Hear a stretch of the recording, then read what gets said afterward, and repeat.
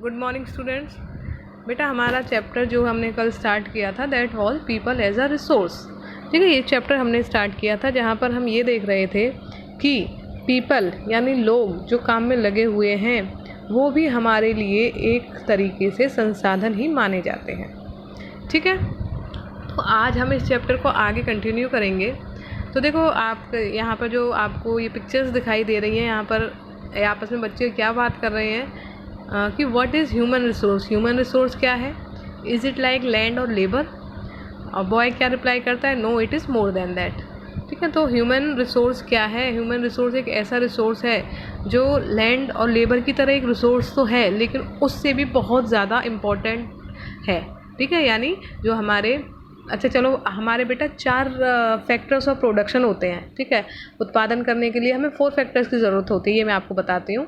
एक होता है हमारा लैंड यानी ज़मीन, दूसरा होता है हमारा लेबर यानी मज़दूर, थर्ड होता है हमारा कैपिटल यानी पूंजी, पूंजी मीन्स पैसा, और फोर्थ हो रहा है हमारा एंटरप्रेन्योर। एंटरप्रेन्योर किसको बोलते हैं? एंटरप्रेन्योर को हिंदी में बोलते हैं उद्यमी। उद्यमी मीन्स जो बिजनेसमैन होता है उसको एंटरप्रेन्योर बोलते हैं। ठीक है, और इन चारों फैक्टर्स और प्रोडक्शन को कंबाइन करने के बाद हम प्रोडक्शन कर सकते हैं। अगर इनमें से कोई भी चीज़ हमारे पास नहीं होगी तो हम मैन्युफैक्चरिंग का काम जो है, प्रोडक्शन का काम है, वो नहीं कर पाएंगे। ठीक है बेटा, तो लैंड और लेबर ये दोनों जिस तरीके से हमारे रिसोर्स हैं, इसी तरीके से ह्यूमन जो है वो भी हमारे लिए एक रिसोर्स है। ठीक है, ह्यूमन बींग्स जो हैं वो हमारे लिए एक रिसोर्स होते हैं। अच्छा, नीचे देखो ये दोनों बच्चे क्या बात कर रहे हैं कि what is human capital. Human capital क्या है? इट इज़ लाइक रुपीज़, पैसे या डॉलर। तो ह्यूमन कैपिटल, कैपिटल का मीनिंग मैंने आपको बताया, कैपिटल को हम बोलते हैं पूंजी, और पूंजी में पैसा आता है। तो ह्यूमन कैपिटल क्या पैसा है? तो है तो सही ये पैसा ही, लेकिन ये उससे भी बहुत ज़्यादा बड़ा एस्पेक्ट है, ज़्यादा बड़ा पहलू है, एक ब्रॉड कंसेप्ट है।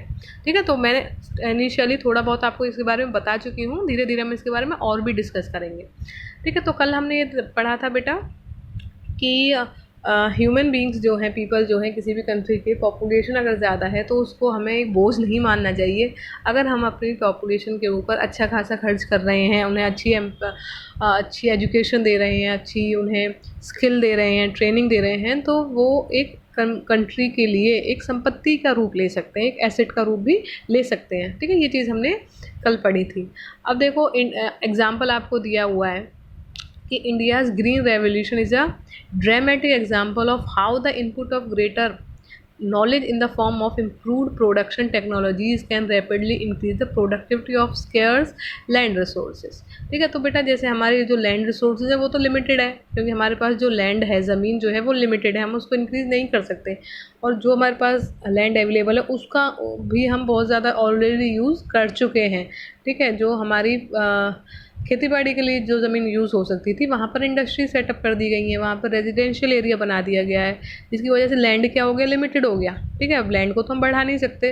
तो ज़रूरत ये है कि अगर हम लैंड को नहीं बढ़ा सकते हैं, इंक्रीज़ नहीं कर सकते हैं, लेकिन हमारी पॉपुलेशन तो बहुत स्पीडली इंक्रीज़ हो रही है, लोगों की डिमांड इंक्रीज़ हो रही है। ठीक है, लोगों को खाना चाहिए, गेहूँ चाहिए, अनाज चाहिए, तो फिर हम किस तरीके से उनकी डिमांड को पूरा करेंगे? तो वहाँ क्या कर सकते हैं हम नई तकनीक का यूज़ करके उसी लिमिटेड लैंड के ऊपर, ठीक है, जो हमारे पास लिमिटेड लैंड है उसी लैंड के ऊपर हम ज़्यादा से ज़्यादा उत्पादन कर सकते हैं। अब उसका बेस्ट एग्जांपल क्या है? उसका बेस्ट एग्जांपल है आपका ग्रीन रेवोल्यूशन। ठीक है, जो हमारा 1960s में हुआ था, जहाँ पर राइस और आपके गेहूं का उत्पादन जो है बहुत ज़्यादा अमाउंट पे इंक्रीज़ किया गया, लेटेस्ट नए स्किल और प्रोडक्शन टेक्नोलॉजी, नई इम्प्रूव प्रोडक्शन टेक्नोलॉजीज़ का इस्तेमाल करके। ठीक है, तो हमने क्या किया? लिमिटेड लैंड के ऊपर ही, उसी लैंड के ऊपर जो हमारे पास लिमिटेड था, जहाँ पहले उत्पादन कम हो रहा था, वहाँ पर अच्छे बीज लगाए हमने। ठीक है, HYV seeds, high yielding variety के सीड्स हमने वहाँ पर यूज़ किए। वहाँ पर हमने फर्टिलाइज़र्स का यूज़ किया, पेस्टिसाइड्स का यूज़ किया, और उससे हमने क्या किया? आपके प्रोडक्शन को बहुत ज़्यादा इंक्रीज़ कर दिया। ठीक है, इट मीन्स ये हमने पॉसिबल कर दिखाया। दूसरा देखिए, India's IT revolution is a striking instance of how the importance of human capital has come to acquire a higher position than that of the material plant and machinery। ठीक है, तो India में जो IT revolution हुआ है, information technology revolution जो हुआ है, इसने ये बात साबित की है कि जो हमारे प्लांट एंड मशीनरी के द्वारा जो हम उत्पादन नहीं कर पाते हैं जितना, वो हम अपने एम्प्लॉयज़ को अगर अच्छी नॉलेज और अच्छा स्किल दे देते हैं तो वो अपने दिमाग से अच्छी तकनीक बनाकर उत्पादन को किसी भी तरीके से और ज़्यादा इंक्रीज़ कर सकते हैं। इट मीन्स यहाँ पर काम कौन कर रहा है बेटा, इन दोनों एग्जाम्पल से आप ये समझ पा रहे होंगे कि काम कौन कर रहा है, हमारे ह्यूमन बींग्स काम कर रहे हैं। उनको अच्छा स्किल दिया गया, उन्हें अच्छी ट्रेनिंग दी गई, उन्हें अच्छी नॉलेज दी गई, ठीक है, और उन्होंने फिर उस चीज़ को यूज़ किया। तो इससे हमें क्या समझ आया कि लोग हमारे लिए बोझ नहीं है। अगर लोगों को उनके ऊपर अच्छा पैसा खर्च कर दिया जाए, यानी ह्यूमन के ऊपर कैपिटल ज़्यादा इन्वेस्ट कर दी जाए, तो उसको हम एक बेटर तरीके से यूज़ कर सकते हैं। और यही हम इस सारे चैप्टर में पढ़ने भी वाले हैं। ठीक है बेटा, आगे देखिए। Not only do the more educated and the healthier people gain through higher income, society gains also in other indirect ways, because the advantages of a more educated or a healthier population spread to those also who themselves were not directly educated or given health care. In fact, human capital is in one way superior to other resources like land and physical capital. Human resource can make use of land and capital. Land and capital cannot become useful on its own. तो यहाँ से आपको ये समझ आएगा, last की lines देखो पहले, कि जो हमारे ह्यूमन रिसोर्स है वो हमारा रिसोर्स अदर रिसोर्सेज से बेटर है। ठीक है, अदर रिसोर्सेज कौन कौन से, जैसे कि लैंड, कैपिटल। क्यों? क्योंकि ह्यूमन रिसोर्स जो है वही तो एक ऐसा रिसोर्स है जो इन रिसोर्सेज को यूज़ कर रहा है। क्या लैंड जो है, भूमि जो है, वो अपने आप यूज़ हो जाती है? क्या पैसा जो आपके पास रखा हुआ है वो अपने आप यूज़ हो जाएगा? नहीं होगा। उसको यूज़ कौन करेगा? ह्यूमन बींग्स उसे यूज़ करेंगे और एक बेटर तरीके से यूज़ करेंगे। ठीक है, तो इस वजह से हम कह सकते हैं कि हमारा जो ह्यूमन रिसोर्स है वो एक बेटर रिसोर्सेज है as compare to other resources.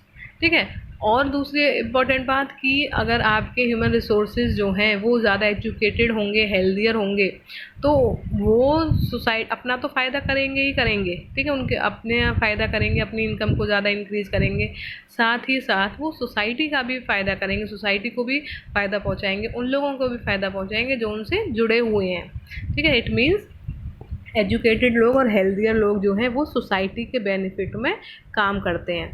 ठीक है, अगर परिवार में बेटा कोई भी इंडिविजुअल अगर पढ़ जाता है, एक फैमिली का ही एग्जांपल अगर हम ले लेते हैं कि किसी एक फैमिली में मान लो 8 मेंबर्स हैं और 8 में से अगर एक भी पढ़ लिख जाता है, अच्छी ट्रेनिंग मिल जाती है उसे, या फिर ये कह लीजिए कि उसकी गवर्नमेंट जॉब लग जाती है, तो क्या उसको गवर्नमेंट जॉब मिलने से या प्राइवेट सेक्टर में भी उसे अच्छी रेप्यूटेड जॉब अगर मिल जाती है तो क्या उसका बेनिफिट उसके परिवार को नहीं मिलेगा?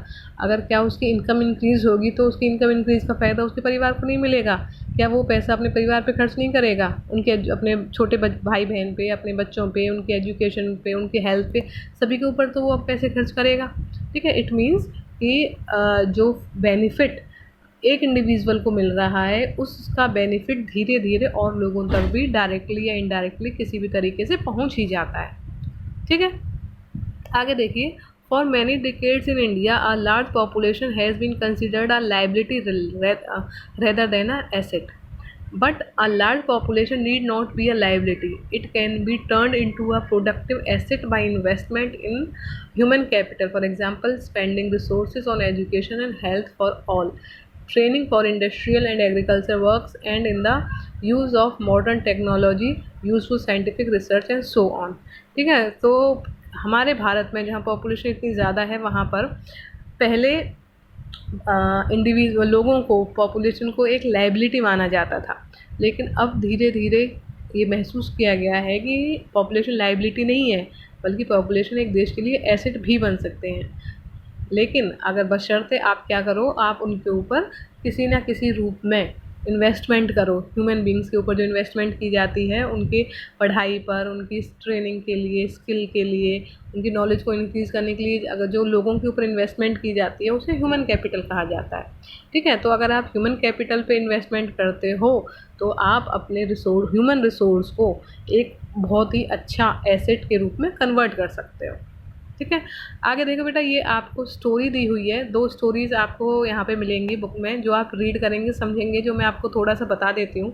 स्टोरी ऑफ साकेल है ये एक स्टोरी, जहाँ पर एक लड़का है साकेल, जो कि एक गरीब परिवार से था, लेकिन पढ़ने लिखने के बाद वो क्या होता है, वो उसके पेरेंट्स उसे पढ़ाते हैं, लिखाते हैं और वो आगे चलकर एक अच्छा इंडिविजुअल बनता है, जिसे एक जॉब मिल जाती है और वो एक सॉफ्टवेयर का इन्वेंशन करता है और उसे बॉस उसे प्रमोशन दे देते हैं और उसकी इनकम जो है इंक्रीज़ हो जाती है। इट मीन्स उसे पढ़ाई लिखाई करने के बाद ये बेनिफिट मिलता है साकेल को।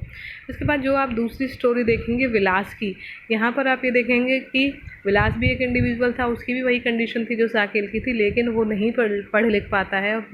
ना पढ़ने लिखने की वजह से उसकी जो कंडीशन होती है वो साकेल से बिल्कुल अपोजिट होती है, रिवर्स होती है। ठीक है, तो इन दोनों की स्टोरी आप ये रीड करेंगे और उस चीज़ को समझेंगे कि इससे आपको क्या समझ आया, क्या देखा आपने कि क्या कमी विलास के पास रह गई जो कि साकेल को मिला और साकेल किस तरीके से उससे आगे निकल पाया। ये चीज़ हम बेटा कल डिस्कस करेंगे।